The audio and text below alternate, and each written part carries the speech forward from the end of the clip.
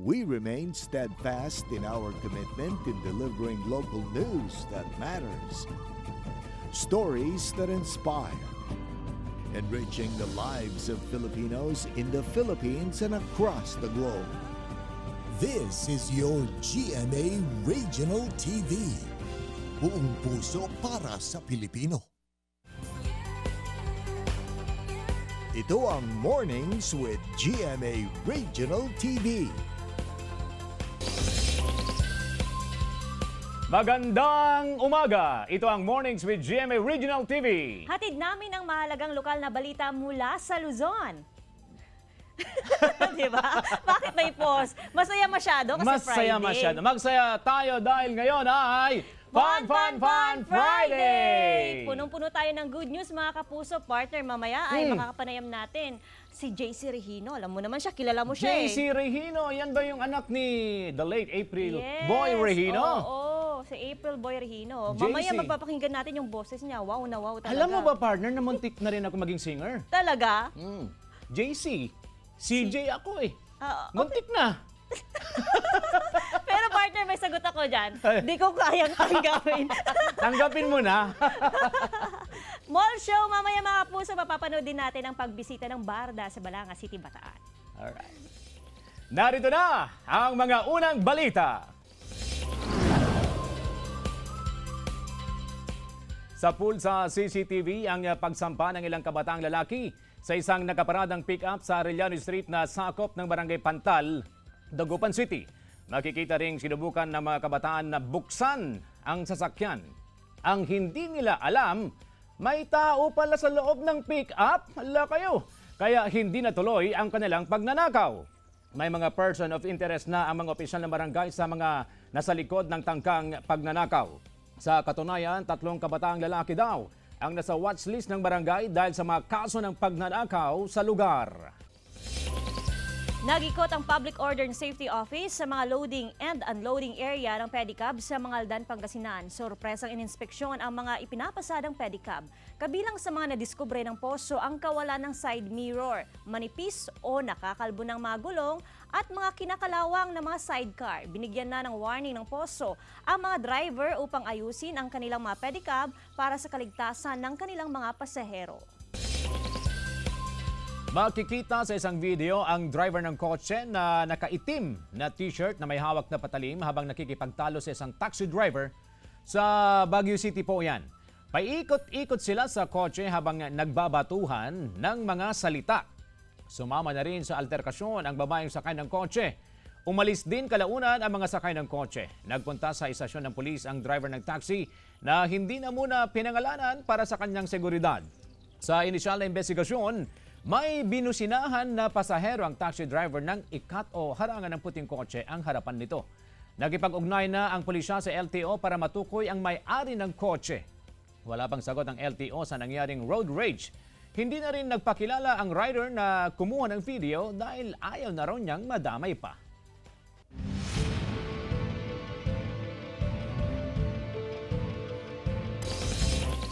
Bumuo ang COMELEC ng Task Force kontra EPAL na tututok sa aktibidad ng mga kandidato sa papalapit na barangay at Sangguniang Kabataan elections. Pangunahing babantayan ng Task Force ang social media accounts ng mga kandidato. Ayon sa COMELEC Dagupan City, ilang reklamo na ang natanggap nila dahil sa hindi pagsunod sa regulasyon ng ilang kandidato. Pero hindi raw sapat ang mga ebidensya. Kailangan daw may maghain ng formal na reklamo para umusad ang kaso. Singil sa kuryente ng DECORP ngayong September billing. Nako, tumaas! Ang detalye sa ulat ni Russell Simorio. Maagang pumila sa tanggapan ng DECORP si Mang Domingo mula sa Barangay Lasip Chico, Dagupan City para magbayad ng kuryente. Umabot sa 3,000 pesos ang binayarang bill sa kuryente. Bagay na masakit raw sa bulsa, lalo't malit lang ang kita niya sa pamamasada ng tricycle. Kaya tipid-tipirin kung pwede. Maaga ka na lang na mag-adjust ng kwan, kagaya ng mga appliances. Sa abiso ng DECORP, asahan pa ang pagtaas ng bayarin sa kuryente ng mga consumer dahil sa bahagyang pagtaas ng generation charge ngayong September billing mula sa 5.83 pesos per kilowatt hour, umakyat na Sa 5.91 pesos per kilowatt hour ang generation charge ngayong buwan. Isa sa nakikitang dahilan ng pagtaas ng generation rate ang pagbaba ng halaga ng piso kontra dolyar.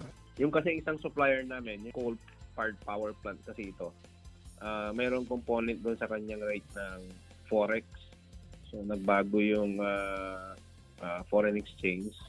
So nag-contribute siya doon sa pagtaas. Bumaba naman ang singil sa kuryente ng Senpelco mula sa 8.48 pesos per kilowatt hour noong Agosto. Nasa 7.87 pesos na ang generation charge ngayong September billing. Coal yung ginagamit ng ating planta para mag-produce ng electricity ay bumababa continuously, kaya yun ay nagre-reflect sa ating electric bill. Samantala, posible umano ang pagtaas pa ng generation charge ngayong bare months dahil sa mataas na presyo ng produktong petrolyo. Russell Simorio para sa Mornings with GMA Regional TV. Pasado na ang gaganaping 2 araw na serbisyo fair kung saan dadalawan ito ng iba't ibang ahensya ng gobyerno upang maghatid ng tulong sa mga taga Ilocos Norte. Lain itong ialapit ang mga serbisyo ng pamahalaan sa mga taga roon. Isasagawa ito bukas, September 23 hanggang sa Linggo, September 24. Maghatid ito ng mga social services na mula sa FDA, DENR at PCA. Regulatory functions tulad ng PNP, DFA, LTO at NBI.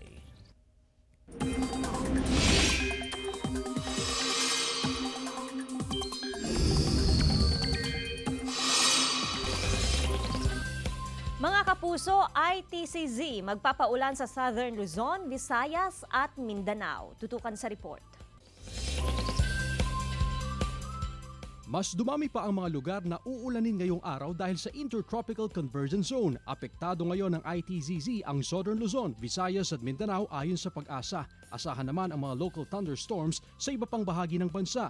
Ngayong umaga, asahan ng pag-uulan sa ilang panig ng Cagayan at Isabela base sa rainfall forecast ng Metro Weather. Pagsapit ng hapon, uulanin na rin ang ilang pambahagi ng Northern at Central Luzon. Posible ang heavy to intense rains sa ilang panig ng Benguet at Nueva Ecija, kaya maging alerto mula sa banta ng baha o landslide. Chris Zuniga para sa Mornings with GMA Regional TV. Mga namimili ng parol nagsimula ng dumagsa sa Pampanga. Sundan sa report ni Claire Lacanilaw. Ang kumukuti-kutitap, makukulay at maningning na mga ilaw ng mga parol, hindi mawawala sa selebrasyon ng Paskong Pinoy.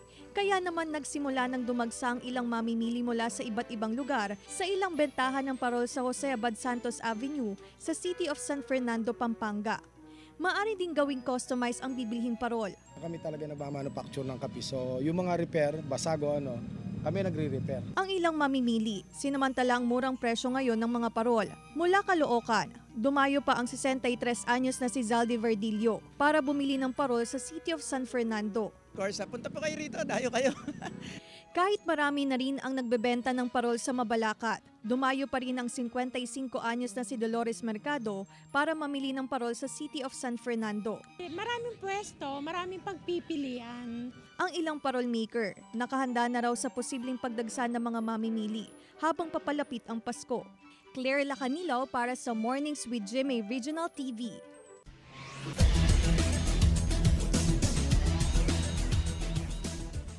Pagbubukas ng NCAA Season 99, kasado na. Tunghayan sa report. Let the 99th season of the National Collegiate Athletic Association begin. Kasado na ang Season 99 ng National Collegiate Athletic Association o NCAA na may temang New Heroes of the Game. Coming from a very successful Season 98 last year, asahan ng mas intense na bakbakan. Maraming NCAA events ang magbabalik this season, kabilang na ang face-to-face taekwondo at chess games. Magbabalik din ang badminton at table tennis sporting events. Do not fear, only believe. Yun talaga yung sinasabi sa amin. Huwag kayong matakot, maniniwala ka lang sa sarili. Muna namin isipin yung championship, isipin muna namin bawat laro namin kung paano kami manalo. During this off-season, that's what we really worked on, which is our mental game lang. Malaki naman ang pasasalamat ng LPU team captain Enoch Valdez sa NCAA. Kung hindi dahil sa NCAA, hindi naman ako mapapansin siguro ng PBA. Like, yun nga, hindi rin siguro ako madadraft kasi Doon ako nanggaling eh. Goal namin is mag-improve kami every training, every day. Pag EAC na kalaban nyo, hindi magiging madali ang lahat. No? Yeah. Layunin daw ng NCAA na lalo ilabas ang galing, disiplina at excellence ng kabataan sa sports at maging kampyon sa kanilang buhay.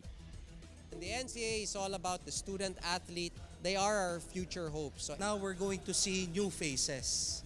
So for sure, the new heroes of the game would be the student athletes making the big plays, breaking records. Sa linggo na ang opening ceremony ng NCAA Season 99 New Heroes of the Game kung saan magpe-perform ang ilang Sparkle Stars. May special participation din si Asia's multimedia star Alden Richards. Chris Zuniga para sa Mornings with GMA Regional TV. Mall show ng maging sino ka man sa Balanga City, Bataan, dinumog ng fans. Tunghayan sa report.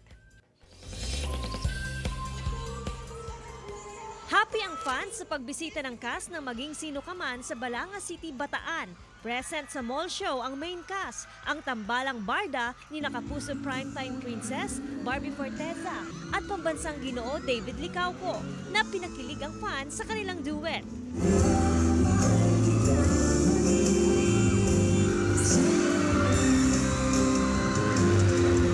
Thankful daw sina Barbie at David sa mainit na pagtanggap at walang sawang suporta ng kanilang fans na hindi sila iniwanan simula pa sa kanilang unang pagtatambal sa historical fantasy drama series na Maria Clara at Ibarra. Well, syempre nagpapasalamat po kami sa lahat na nagpunta and for spending the day with us. We really enjoyed and na-enjoy din namin. Ito yata yung first mall show na nag-duet kami. Yes! Oo, kasi singers po kami. Yes. Masaya kasi meron na akong kasama sa stage. Oh!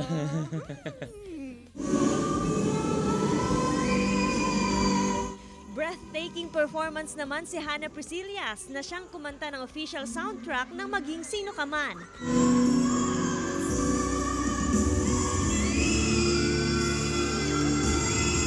Nagsilbi namang host sa event si Rain Machenzo na isa sa mga cast ng Maging Sino Ka Man. Kanya-kanya namang abang ang fans sa kanilang mga idolo. David po, crush ko po kasi siya. I love you. David, I love you. Nakakakilig po sila lagi. Si Barbie po. Cute po siya. I love you, Barbie. John Punsoy para sa Mornings with GMA Regional TV. Mga kapuso, tutok lang dahil magbabalik ang Mornings with GMA Regional TV.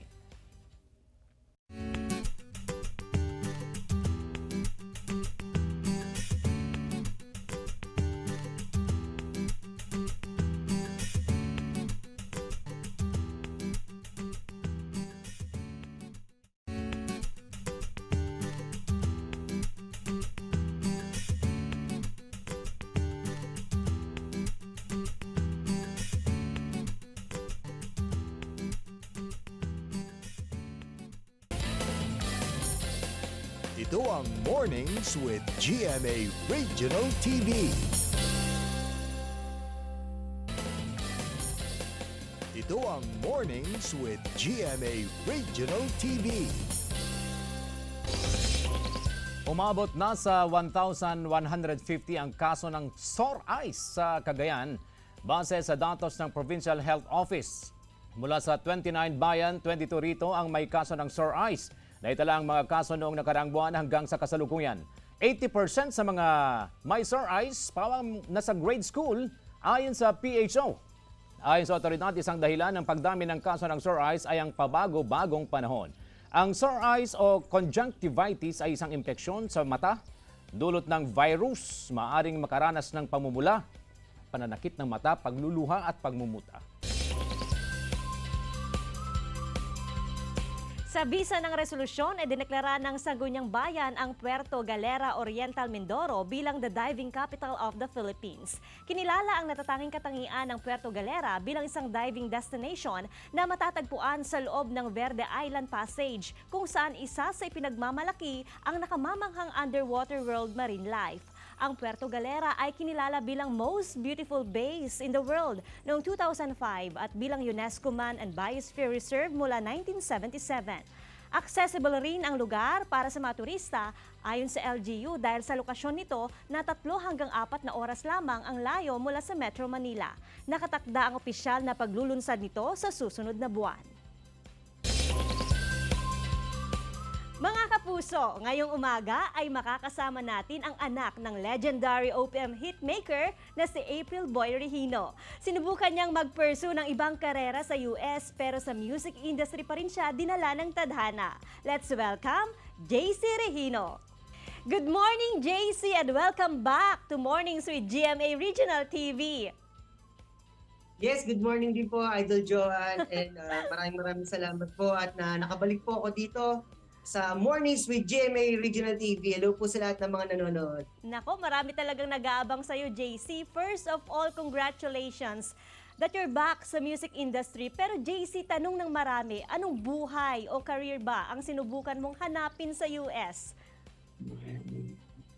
Yung sa US po, marami po talaga akong na-try doon. Nagpasok po ako sa Bank of America. Nag-ano rin ako doon, stocker sa parang mga yung supermarket.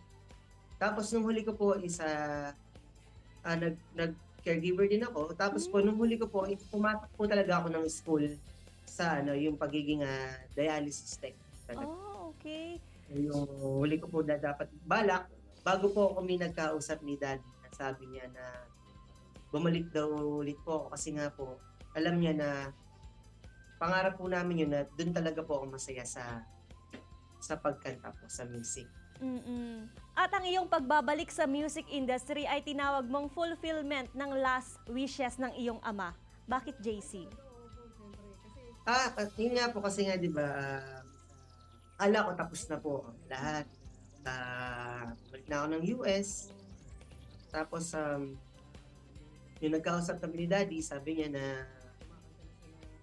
anak, balik ka na sa pagkanta kasi alam ko, dito ka masaya. Ito talaga yung happiness natin, na ito yung gusto mo. Nung una po kasi, parang kala ko wala na. Tapos nung nasabi ka sa akin ni Daddy na, nga, tuloy namin yung pangarap namin, parang, ang sarap po sa pakiramdam na makabalik po talaga.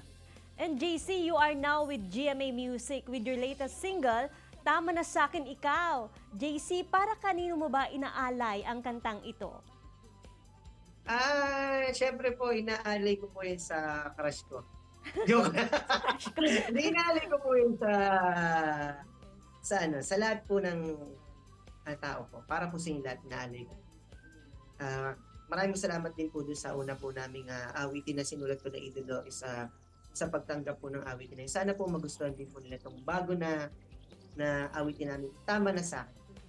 Kasama ko po dito yung mga uncle ko, si Ninong Digno and Timmy of April Boy. Sila po yung nag-compose nito. Kaya bagong-bago kasi first time po nilang dalawa na sila yung nagsulat. Tapos po, ako yung kumanta. Oo nga, talaga na maabangan ng ating mga kapuso yung awiting mo yan. At hindi namin palalampasin, JC, ang pagkakataon. Pwede mo ba kaming sampulan ng Tama Na Sa'kin Ikaw, JC? Ay, syempre po. Alam niyo po, maganda po dito sa Tama Na Sa'kin Ikaw na awiting ito. Meron po siyang action.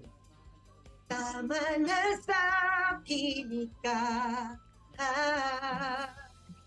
tama na sa'kin ang pag-ibig mo. Tama na sa'kin ikaw. Tama na sa'kin ang pag-ibig mo.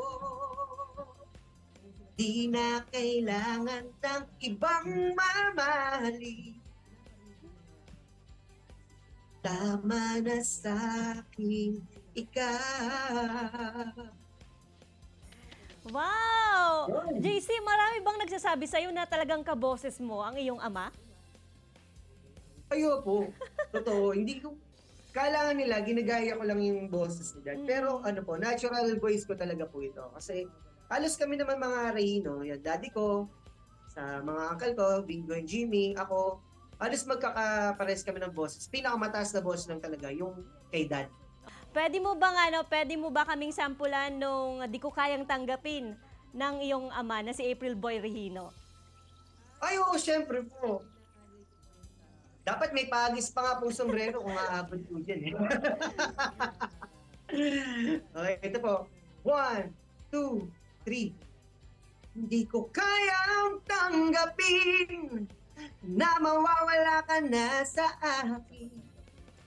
Napakasakit na marinig na ayaw mo na sa akin.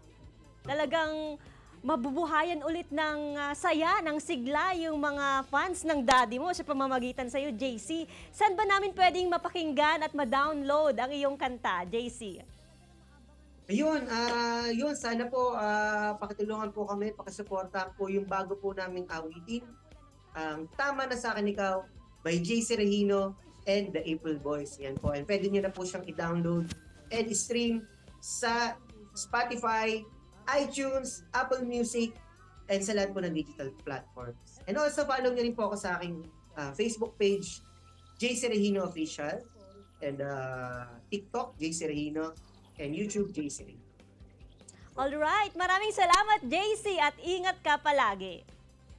Naku, maraming salamat din po sa pag-ibita ulit po sa akin. Sana po palagi po. Yes, maraming salamat po. Sa lahat po ng nagmahal at sa sumuporta sa mga awitin na Dad April Boy Regino. And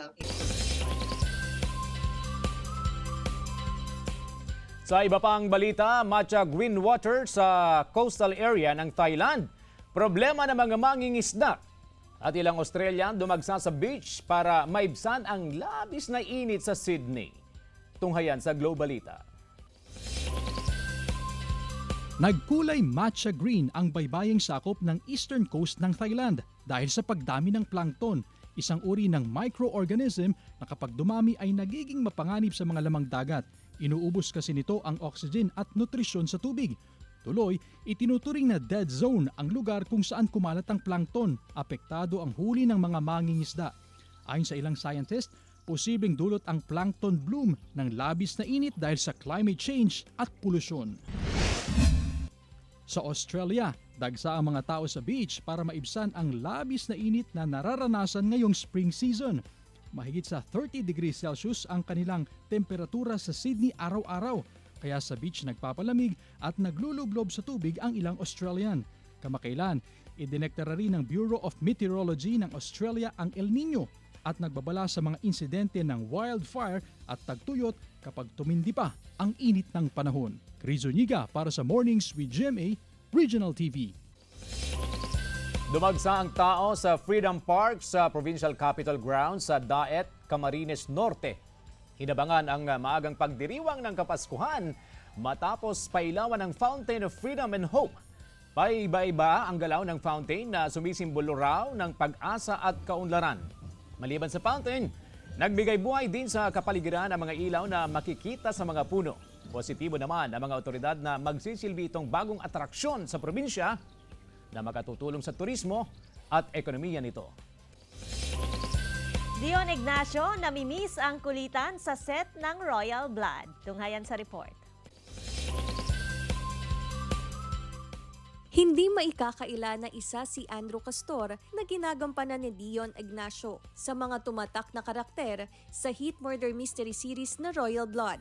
Sa last taping day ng Royal Blood, ipinarating ng Sparkle actor ang taus-pusong pasasalamat sa lahat ng mga sumubaybay mula simula hanggang sa nalalapit na pagtatapos ng serye. Ilan sa mga aktor na kasama ni Dion sa Royal Blood ay sina Kapuso Primetime King Dingdong Dantes, Megan Young, Micael Daes, Rian Ramos, Lian Valentin at Rabia Mateo.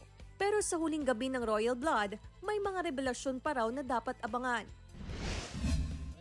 Chinito Cuties Overload. Ito ang comment ng mga netizen sa candid photo ni na David Licauco at Young is Showtime star Argus Aspiras. Sa kanilang selfie, lumabas ang appeal ng kanilang pagiging singkit. Biro ng ilang fans na magkuya ang dalawa. Busy naman ngayon ang pambansang Ginoo sa pagganap bilang karding sa pinakabagong GMA TV series na Maging Sino Ka Man. Aabangan ng maaksyong pagganap dito ni David. Pero tiyak na kakikiligan din ang tambalan ni Monique na ginagampanan ni Barbie Forteza. Claire Lacanilaw para sa Mornings with GMA Regional TV. Hindi lang puro aksyon dahil kinagigiliwan din ng mga viewer ang sense of humor sa kwento ng Maging Sino Ka Man. Lalo na ang Bakenaman label of relationship daw ni Carding na ginagampanan ni David Licauco at Faith Da Silva bilang Betty. Habang curious sa kanilang relasyon si Dino na ginagampanan ni Barbie Forteza. Kaya talagang abangan ang interaksyon sa tatlong karakter na ito sa Maging Sino Ka Man, 8 p.m. pagkatapos ng 24 oras. Mga kapuso, gagawin naming mas inspiring ang inyong morning dahil oras na para sa ating hashtag Morning Feels. Follow Your Own Star by Dante Alighieri. Bakenaman, partner. Bakenaman. O, diba? Kaabang-abang ang Maging Sino Ka Man, mga kapuso, 8 p.m. pagkatapos ng 24 oras. Kahapon, kumusta ang experience sa Balanga City? Nako, thank you sa mga kapusong pumunta doon, sa mga cast ng Maging Sino Ka Man, sa mga fans ni na Barda. Mga fan mo, kumusta naman? Bakenaman. Bakenaman meron dyan sa may ganun. Mga kapuso, 94 days na lang. Pasko na, lapit na. Maraming salamat mga kapuso sa pagtutok sa Mornings with GMA Regional TV. Samahan niyo kami mula Lunes hanggang Biyernes. Ako po si Joanne Punsoy. Maaaring mapanood ang ating episode sa www.gmaregionaltv.com at mag-subscribe sa official YouTube channel ng GMA Regional TV. Ako po, si CJ Torida. Buong puwersa para sa mas malaking misyon at mas malawak na paglilingkod sa bayan.